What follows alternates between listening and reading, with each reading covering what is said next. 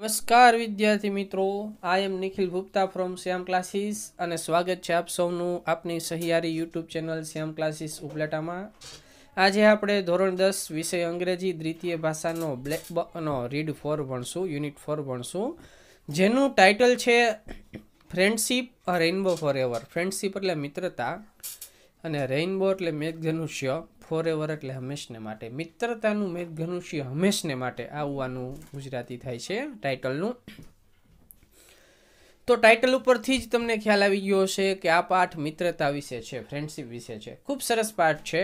લેખિકા તેની મિત્ર વિશે, મનીષા વિશે ઘણું બધું જણાવે છે આ પાઠમાં. તો ચાલો આપણે આ રીડને વર્ડ બાય વર્ડ સમજીએ. અ રિયલ લાઈફ સ્ટોરી. તે સાચી જીવનની વાત છે. આ જીવનની સાચી વાત છે આ પાઠમાં જે આપેલું છે તે બધું રીડમાં. તો ચાલો જોઈએ. Growing up with a father in railway means moving often. તે રેલવેમાં કામ કરતા પિતા સાથે ઉછેર, એનો મતલબ એવો કે અવારનવાર ફરતું રહેવું. મૂવિંગ એટલે ફરતું રહેવું, ઓફન એટલે અવારનવાર. કે જેના પિતા રેલવેમાં કામ કરતા હોય એ બાળકને હંમેશા ફરતું રહેવું પડે, કારણ કે તેની બદલી જુદી જુદી જગ્યાએ થતી હોય. એટલે આવું એ પહેલું આવ્યું છે. This school in Bharuch was my 5th school. ભરૂચની મારી આ શાળા 5મી શાળા હતી. I was always considered as a new girl. હું હંમેશા નવી છોકરી તરીકે ગણાતી.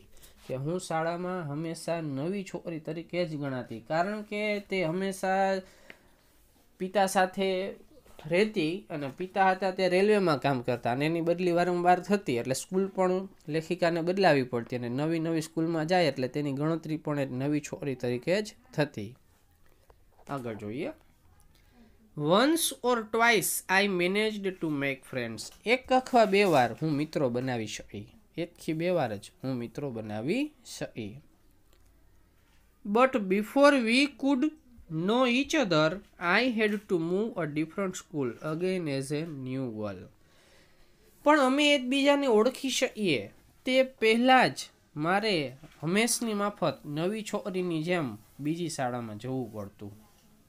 જેમ હું મિત્રો એક બે વાર બનાવી શકી, પણ હું એને ઓળખું એ પહેલાં જ મારે હંમેશાની જેમ નવી છોકરીની જેમ બીજી સ્કૂલમાં વયું જવું પડતું હતું, કારણ કે તેના પિતાની બદલી થઈ જતી હતી. તો ચાલો આ પેરેગ્રાફને એકવાર પાછો જોઈ લઈએ. શું કહે છે કે રેલવેમાં કામ કરતા પિતા સાથેનો ઉછેર, એનો મતલબ એવો થાય કે અવારનવાર ફરતું રહેવું. ભરૂચની આ શાળા મારી 5મી શાળા હતી. હું હંમેશા એક નવી છોકરી તરીકે મારી ગણના હતી. એક કે બે વાર હું મિત્ર બનાવી શકી, પણ અમે એકબીજાને ઓળખીએ તે પહેલાં જ મારે હંમેશાની માફત નવી છોકરીની જેમ જુદી જ શાળામાં ચાલ્યું જવું પડતું હતું. ચાલો એક કાંઈ આપણે ક્વેશ્ચન પૂછ્યો છે, આપણે કંઈક કહે છે. શું કહે છે કે make a list of difficulties faced by a boy or girl whose parents have a transferable job. તે બદલી પાત્ર જોબ હોય એવી નોકરી કરતા માતા પિતાના છોકરા અથવા છોકરીને જે મુશ્કેલીઓનો સામનો કરવો પડે છે તેનું લિસ્ટ બનાવવાનું છે. આપણે કીધું છે તે જેના માતા પિતા એવી જોબ કરતા હોય જેની બદલી થઈ શકતી હોય વારંવાર, એવા માતા પિતાના છોકરા અથવા છોકરીને જે મુસીબતનો સામનો કરવો પડે છે, ડિફિકલ્ટીઝનો, એનું આપણે લિસ્ટ બનાવવાનું, એવું કહે છે. ચાલો આગળ જોઈએ. One day in August 1967, I stood in the doorway of my newest classroom. તે 1967ના ઓગસ્ટમાં એક દિવસ હું મારી નવી શાળાના ક્લાસરૂમના દરવાજે ઊભી હતી. પ્રવેશ દ્વારે ઊભી હતી. હું મારા નવા ક્લાસરૂમના પ્રવેશ દ્વારે ઊભી હતી. ક્યારે? 1967ના ઓગસ્ટ મહિનામાં એક દિવસ. As always, my stomach ached with some unknown fear. Unknown fear એટલે અજાણ્યો ડર. સ્ટમક એટલે પેટ, એડ એટલે દુખાવો. As always એટલે હંમેશાની જેમ, કે હંમેશાની જેમ અજાણ્યા ડરથી મને પેટમાં દુખતું હતું. I shivered એટલે ધ્રુજવું. હું ધ્રુજતી હતી. And tried to hold back my tears, અને મારા આંસુ રોકવાનો પ્રયત્ન કરતી હતી. હું છે એ ધ્રુજતી હતી, કારણ કે હું ધ્રુજતી અને મારા આંસુ રોકવાનો પ્રયત્ન કરતી હતી. 35 boys and girls stared at me. 35 છોકરાઓ અને છોકરીઓ મારી સામે તાકીને જોતા હતા. સ્ટેર્ડ એટલે તાકીને જોવું. તે 35 છોકરા અને છોકરીઓ મારી સામે તાકીને જોતા હતા. આઈ tried hard to keep my eyes on the floor two avoid strange looks. આ અજાણી નજરોને ટાળવા માટે, સ્ટ્રેન્જ એટલે અજાણી, લુક્સ એટલે નજરો, અવોઇડ એટલે ટાળવા માટે મેં મારી આંખો જમીન પર જ રાખી, ફ્લોર પર જ રાખી. Then I saw a girl smiling like a warm sunshine at me. પછી મેં છોકરીને જોઈ જે મારી સામે હુંફાળા સૂર્યપ્રકાશની જેમ સ્માઇલ કરતી હતી. શી એકચ્યુઅલી સીમ્ડ ટુ વેલકમ મી. તેણી ખરેખર મારું વેલકમ કરતી હોય એવું લાગ્યું. તેણી ખરેખર મારું વેલકમ કરતી હોય એવું લાગ્યું. When the teacher told me to sit next to Manisha, my frozen terror began to melt.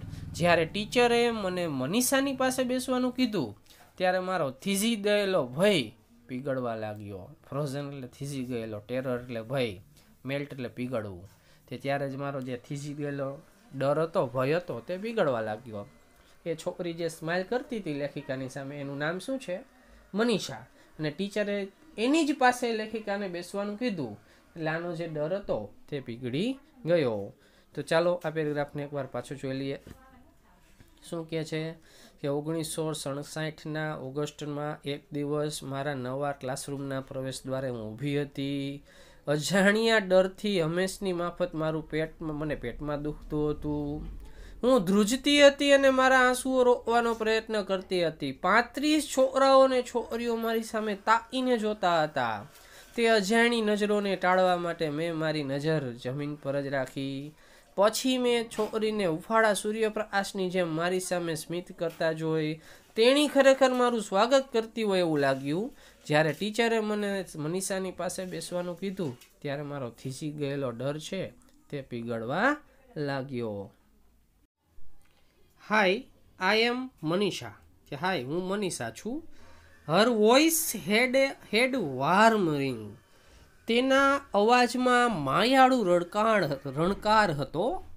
Har face was long. તેનો ચહેરો લાંબો હતો. હર આઈસ વેર ડાર્ક. તેની આંખો ડાર્ક હતી. And soft and hair long. અને વાળ લાંબા હતા. And brownish. શું કહે છે વિદ્યાર્થી મિત્રો? અને ભૂખરા હતા. બ્રાઉનિશ એટલે ભૂખરા. પાછું કરીએ એટલે લીટીનું. તો શું કહે છે કે હાય, હું મનીષા છું. તેના અવાજમાં માયાળું રણકાણ હતો. તેનો ચહેરો ગોળ હતો. તેની આંખો કાળી હતી, સોફ્ટ હતી, અને વાળ લાંબા અને ભૂખરા હતા. ચાલો નેક્સ્ટ પેજમાં જોઈએ. I learned by the end of the day. દિવસના અંતે મને ખબર પડી ગઈ that her heart was 24 carat gold. તે તેનું હૃદય છે એ 24 કેરેટ સોનું હતું. તેનું એટલે કોનું? મનીષાનું. She helped me with assignments. તેણી મને અસાઇનમેન્ટમાં મદદ કરતી. Introduce me to her friends praising me પની is a really nice girl.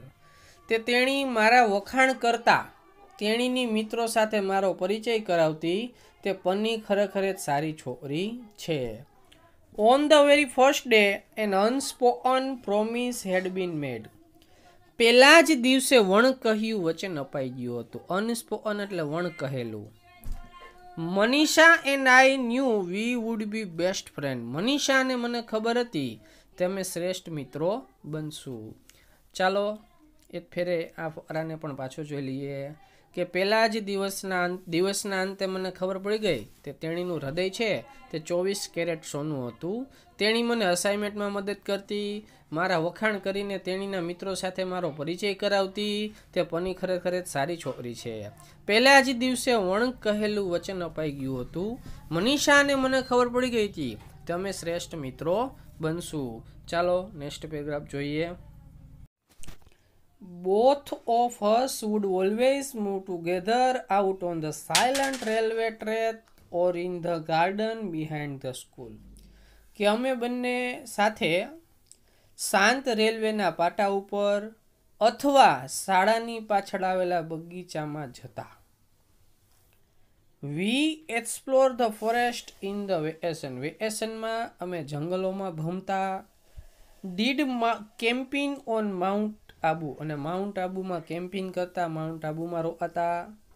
And participated in Navratri festival અને નવરાત્રિના ફેસ્ટિવલમાં ભાગ લેતા. પાર્ટિસિપેટ એટલે ભાગ લેવો. She was tall and slim. તેણી ઊંચી અને પાતળી હતી. ટોલ એટલે ઊંચી, સ્લિમ એટલે પાતળી. I was short and પ્લમ્પ. હું નીચી અને થોડીક જાડી હતી. પ્લમ્પ એટલે ફેટિસ, જાડા હોય એવું. She was good at maths. તેણી ગણિતમાં સારી હતી. I liked reading novels. મને નવલકથાઓ વાંચવી ગમતી. નોવેલ્સ એટલે નવલકથા. She was good athlete. તેણી સારી રમતવીર હતી. And dragged me into some games. અને કેટલીક રમતોમાં મને તેણી લઈ જતી, ખેંચી જતી. We talked. અમે વાતો કરતા. And sang અને ગાતા. And quarreled અને બાંધતા. એન વેપ્ટ અને રડતા. And yet sat together on one bench. છતાં પણ એક બેન્ચમાં સાથે બેસતા. યેટ એટલે છતાં પણ, સેટ એટલે બેસતા, ટુગેધર એટલે સાથે. કે અમે વાતો કરતા, ગીતો ગાતા, ઝઘડતા, રડતા, છતાં પણ એક જ બેન્ચમાં સાથે બેસતા. ચાલો આ પેરેગ્રાફને પણ એકવાર રિટર્ન ટ્રાન્સલેશન કરીએ, પાછું ટ્રાન્સલેશન કરીએ. શું કહે છે કે અમે બંને સાથે શાંત રેલવેના પાટા ઉપર કે શાળાની પાછળ આવેલા બગીચામાં જતા, જંગલોનું એક્સપ્લોર કરતા વેકેશનમાં, અને માઉન્ટ આબુમાં કેમ્પિંગ કરતા, નવરાત્રિ ફેસ્ટિવલમાં ભાગ લેતા. તેણી ઊંચી અને પાતળી હતી. હું નીચી અને જાડી હતી. તેણી ગણિતમાં સારી હતી. મને નવલકથાઓ વાંચવી ગમતી. તેણી સારી રમતવીર હતી અને મને કેટલીક રમતોમાં ખેંચી હતી. અમે વાતો કરતા, ગીતો ગાતા, ઝઘડતા, રડતા, છતાં પણ એક બેન્ચ ઉપર સાથે બેસતા. ચાલો નેક્સ્ટ પેરેગ્રાફને જોઈએ.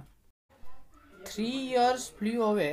The miracle years filled with fun, growth, discovery and intense feeling. Fun એટલે રમૂજ, ગ્રોથ એટલે વિકાસ, ડિસ્કવરી એટલે શોધ, ઇન્ટેન્સ એટલે તીવ્ર, ફિલિંગ એટલે લાગણી. કે આનંદ, વિકાસ, શોધ અને તીવ્ર લાગણીઓથી ભરેલા અદ્ભુત 3 વર્ષ પસાર થઈ ગયા. મિરેકલ એટલે જાદુઈ અથવા અદ્ભુત. તે 3 વર્ષ પસાર થઈ ગયા. એ 3 વર્ષ કેવા? એ 3 વર્ષને લેખિકા કેવા કહે છે? તો તે જાદુઈ હતા, વિકાસ, શોધ અને તીવ્ર લાગણીથી ભરેલા હતા. મનીષા's father got promotion. મનીષાના પિતાને બઢતી મળી, પ્રમોશન મળ્યું. And they had to move to Assam. અને તેને આસામ જવું પડ્યું. શું કહે છે પેરેગ્રાફને પાછો જોઈ લઈએ. કે આનંદ, વિકાસ, શોધ અને તીવ્ર લાગણીથી ભરેલા અદ્ભુત 3 વર્ષ પસાર થઈ ગયા. મનીષાના પિતાને પ્રમોશન મળ્યું અને તેઓને આસામ જવું પડ્યું. ચાલો નેક્સ્ટ પેરેગ્રાફ જોઈએ. As promise, Manisha and I wrote occasional letter.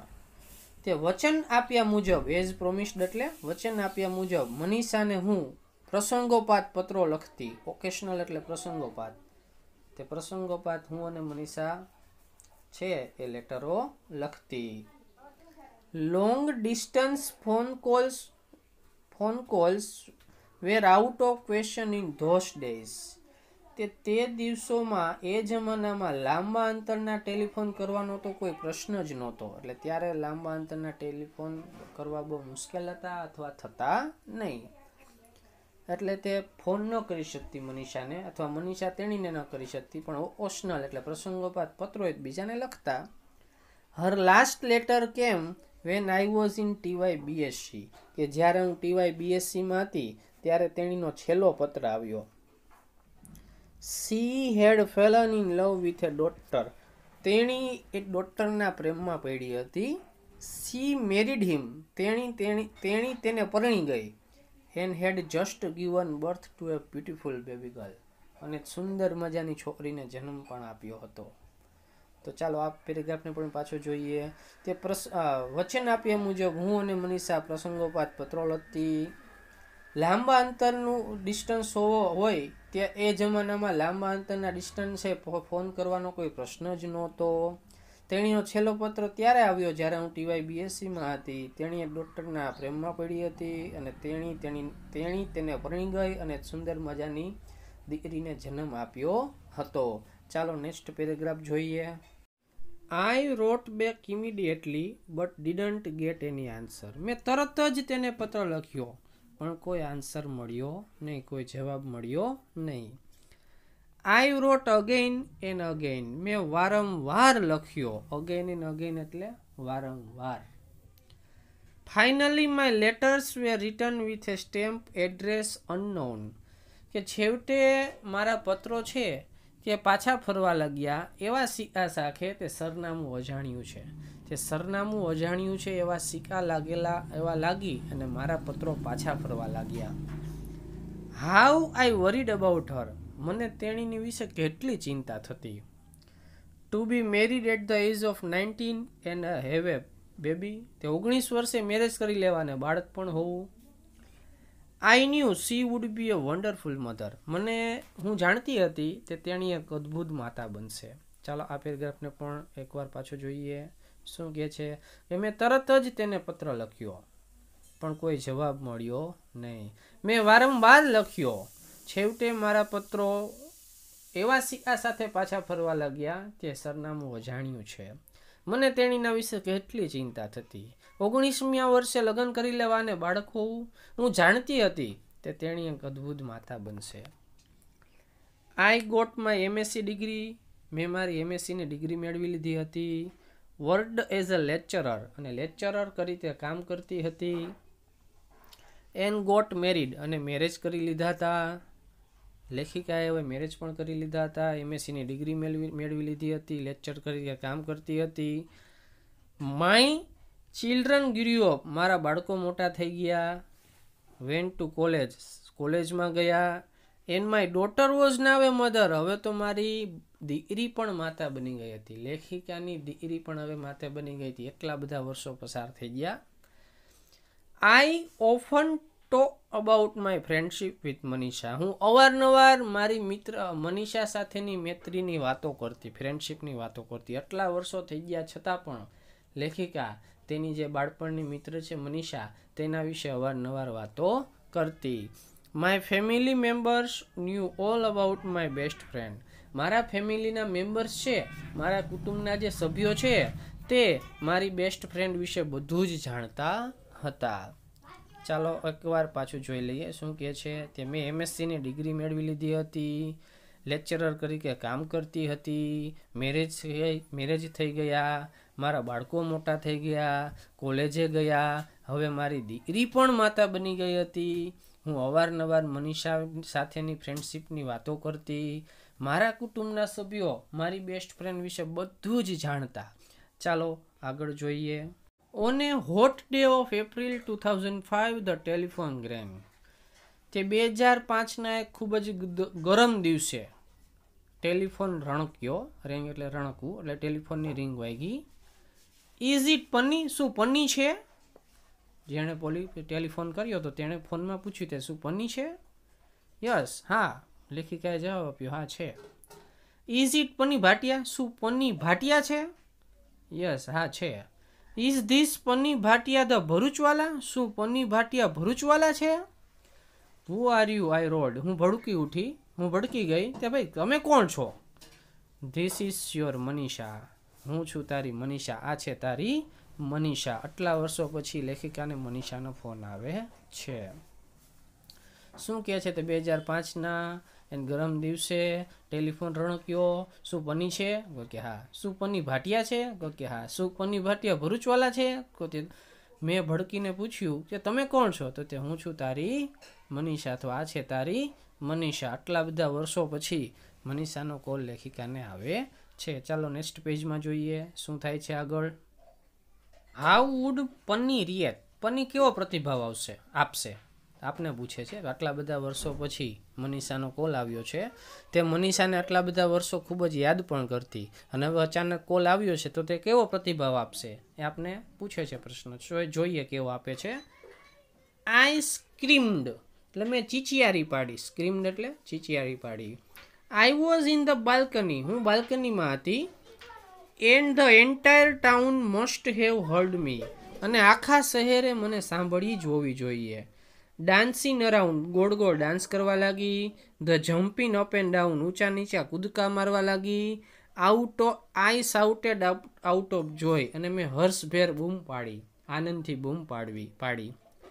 Oh Manisha, where are you? Oh Manisha, તું ક્યાં છે?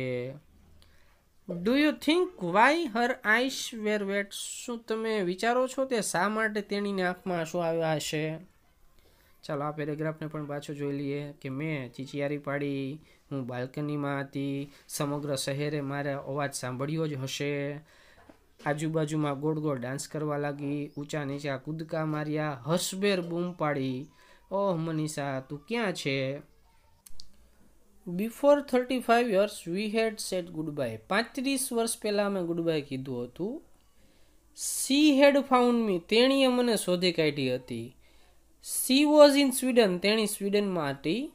Sorting through piles of paper and old suitcase, કે જૂની સુટકેસો અને કાગળના થપ્પાઓને જુદા પાડતી વખતે. She had open N ancient box marked letters લખેલા જૂના બોક્સને તેણીએ ખોલ્યું હતું. તે મનીષા જ્યારે કાગળના થપ્પાઓ અને જૂની સુટકેસને જુદા પાડતી હતી ત્યારે તેણીને એ જૂનું બોક્સ મળે છે. તે બોક્સ ઉપર લેટર્સ લખેલું હોય છે અને તેણી તેને ખોલે છે. My letter of 1975 was in it, અને 1975નો લેટર મારો તેની અંદર હતો. તે બોક્સની અંદર શું હતું? 1975નો મારો લેટર હતો. Immediately she called everyone surnamed Bhatia who lived in Bharuch, અને તરત જ ભરૂચમાં જેટલા ભાટિયા સરનેમવાળા રહેતા હતા તેને બધાને તેણીએ કોલ કર્યો. નોબડી ન્યૂ માય એડ્રેસ, કોઈ મારું એડ્રેસ જાણતું ન હતું. સી ડીડન્ટ ગીવ અપ, તેણીએ છોડ્યું નહીં, તેણીએ આશા છોડી નહીં. She called to my college, તેણીએ મારી કોલેજને કોલ કર્યો, મારી કોલેજમાં ફોન કર્યો. After begging and pleading the incharge teacher of old teacher union gave her my phone number, તે વિનંતી અને આજીજી કર્યા બાદ મારી કોલેજના ભૂતપૂર્વ વિદ્યાર્થી મંડળની જવાબદારી સંભાળતા શિક્ષકે તેમને મારો ફોન નંબર આપ્યો હતો. તેણે કોલેજને ફોન કરી મનીષાએ અને ખૂબ જ વિનંતી કરી અને આજીજી કરી. પછી ટીચર જે ભૂતપૂર્વ વિદ્યાર્થી મંડળની જવાબદારી સંભાળતા હતા તેણે મનીષાને પન્નીનો ફોન નંબર આપ્યો હતો. પન્ની મીન્સ લેખિકા. ચાલો એકવાર આ પેરેગ્રાફ બંનેને પાછા જોઈ લઈએ. તે 35 વર્ષ પહેલાં મેં એકબીજાને ગુડ બાય કીધું હતું. તેણીએ મને શોધી કાઢી હતી. તેણી સ્વીડનમાં હતી. જૂના કાગળના થપ્પાઓ અને જૂની સુટકેસને જુદા પાડતી વખતે તેણીએ માય લેટર્સ લખેલો એ જે જૂનું પુરાણું બોક્સ હતું તેણીએ તેને ખોલ્યું હતું. તેની અંદર મારો 1975નો પત્ર હતો.